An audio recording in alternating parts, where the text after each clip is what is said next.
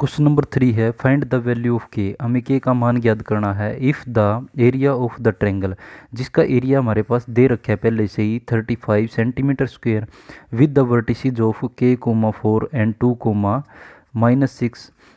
तो ये वर्टिसेज दे रखे हैं एंड 5 कोमा 4 ये वर्टिसेज दे रखे हैं और के का हमें मान निकालना है और एरिया भी हमें दे रखे हैं। The area of the triangle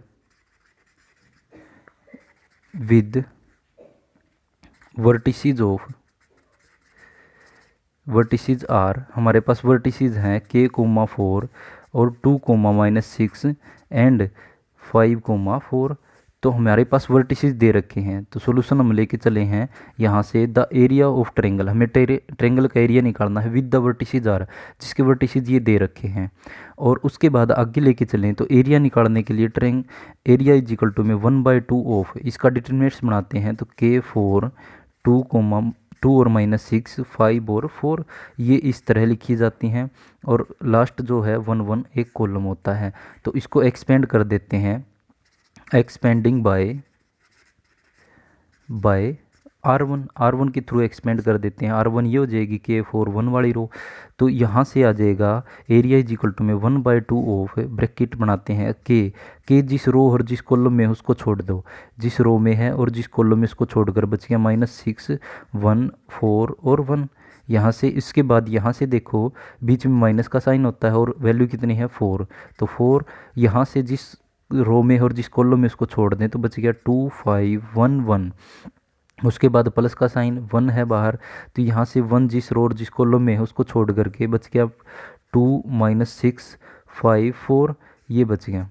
अब यहाँ से देखो इसको एरिया निकालें तो हाफ इज इक्वल टू में यहाँ से इसकी और इसकी मल्टीप्लाई, के बाहर है माइनस का 6 1 की और इसके साथ माइनस का है तो माइनस, यहाँ पे बीच में माइनस होता है 4 और 1 के साथ, तो 4 माइनस का साइन 4 है बाहर, इसकी 2 की और इसके साथ करेंगे तो 2 और बीच में माइनस होता है 5 और 1 के साथ करेंगे तो 5 प्लस यहाँ पे इसकी इससे करेंगे तो 4 की और 2 के साथ करेंगे तो 8, यहाँ पे 6 की और इसकी मल्टीप्लाई करें तो यहाँ पे आ जाएगा माइनस का साइन पहले से होता है लेकिन माइनस एक और है तो प्लस का कितना आ जाएगा 30।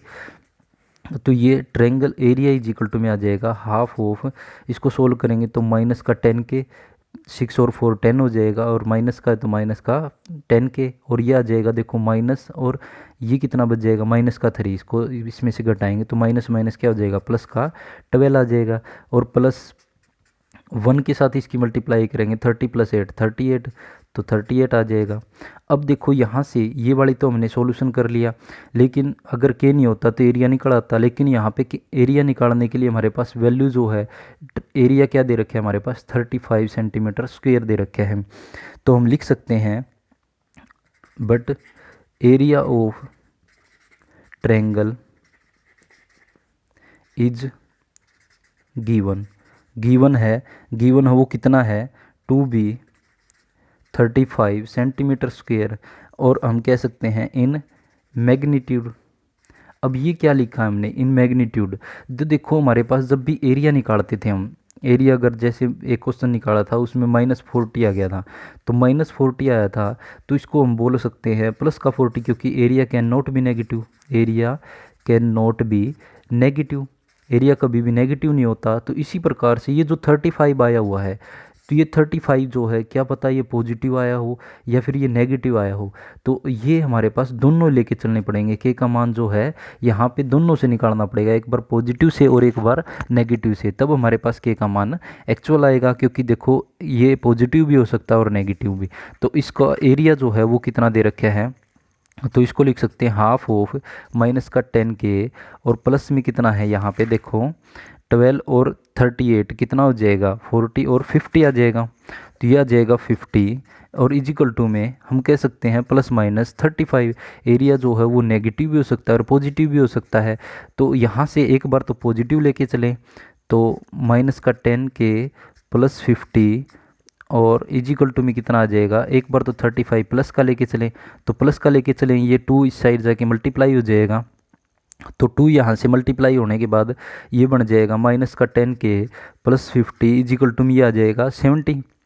तो इस तरफ यहाँ पे डिवाइड में, उस तरफ जाके मल्टीप्लाई, 35 मल्टीप्लाई टू 50। तो यहाँ से क्या हो जाएगा, 10 यहाँ से कॉमन निकाल दो चाहे, तो 10 कॉमन निकालेंगे, माइनस के प्लस में कितना बच जाएगा 5 इजिकल टू में 70।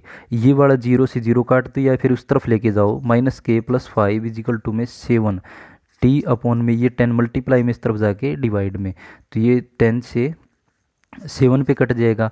तो यहाँ से देखो माइनस के प्लस ये वाला 5 उस तरफ जाके माइनस का 5 हो जाएगा, तो के इज इक्वल टू में 2 आ जाएगा। ये माइनस उस तरफ एडजस्ट करें तो के का मान एक तो हमारे पास क्या आ गया माइनस का 2। जब एक के हमारे पास जो एरिया था वो लेके चले हमें पॉजिटिव, एक बार जब एरिया हम लेके चले नेगेटिव 1/2 माइनस का 10 के प्लस 50 और इजिकल टू में एरिया लेके चले -35। तो ये वाला 2 उस तरफ जाके मल्टीप्लाई 10 के प्लस 50 इजिकल टू में ये आ जाएगा 35 की 2 के साथ मल्टीप्लाई करेंगे तो 70 माइनस का। तो यहाँ से 10 कॉमन ले ले, यहाँ से फिर से माइनस का के बच जाएगा और प्लस 50 में से यहाँ से 5 बच जाएगा। तो उसके बाद यहाँ पे 70 माइनस का है, ये वाला 10 उस तरफ जाके प्लस 5, ये उस तरफ जाके -70 अपॉन में 10 अपॉन में चला जाएगा, मल्टीप्लाई में है तो 10 7 जा 70। उसके बाद माइनस के इजिकल टू में वैल्यू निकालेंगे तो देखो माइनस का 7, ये वाला प्लस का 5 उस तरफ जाके माइनस का, तो माइनस के इजिकल टू में कितना आ जाएगा माइनस का 12। माइनस से माइनस कैंसिल हो जाएगा तो के का मान कितना आ जाएगा 12 आ जाएगा। एक तो के का मान कितना है हमारे पास, एक तो आया है के का मान 2 माइनस का और एक आया है के प्लस का 12। तो दो मान आ गए, तो हमारे पास क्या था लास्ट में हम आंसर लिख सकते हैं हैंस के इज इक्वल टू में -2 एंड +12। ये हमारे पास के का क्या आ गया मान आ गया। उसके बाद देखो हमारे पास क्वेश्चन नंबर 4 है, so that the point are क्या है कोलिनियर। हमें ये शो करना है कि ये पॉइंट्स कैसे हैं कोलिनियर है। कोलिनियर का मतलब क्या है, द एरिया ऑफ हम निकालें अगर area of triangle whose with the vertices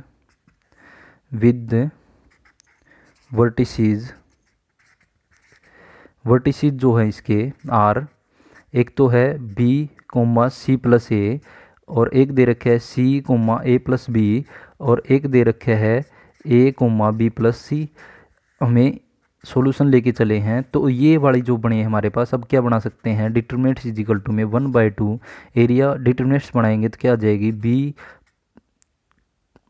B comma C plus ए यहाँ पे आ जाएगा और सी और ए प्लस बी यहाँ आ जाएगा और ए और बी प्लस सी यहाँ आ जाएगा 1 1 1 लास्ट कॉलम 1 1 हो जाएगा।